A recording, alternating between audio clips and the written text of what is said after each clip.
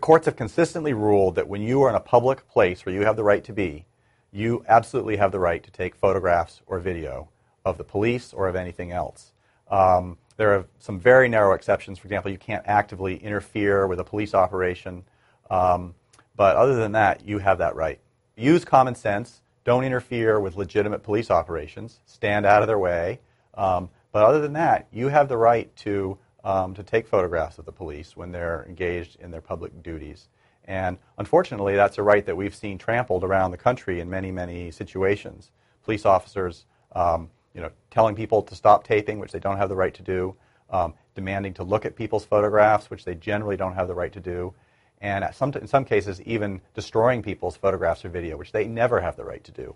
So this is a trend that we've seen around the country, unfortunately, but the law is very clear here.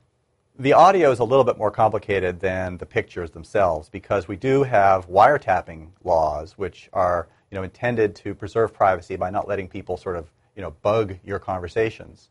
And a lot of police have started trying to use those laws to argue that because you videotape them and your video camera also records audio that you violated the wiretapping statutes.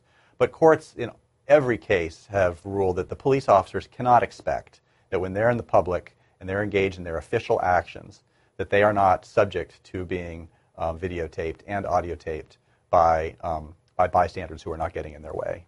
If you're taking photographs in public where you have a right to do so and you're harassed by a police officer or stopped by a police officer, the right question for you to ask is, am I free to go? Because if they say no, then you're being detained, and under the law, the police can only detain you if they have reasonable suspicion that you're engaged in wrongdoing. And just taking photographs is not reasonable suspicion that you're engaged in wrongdoing.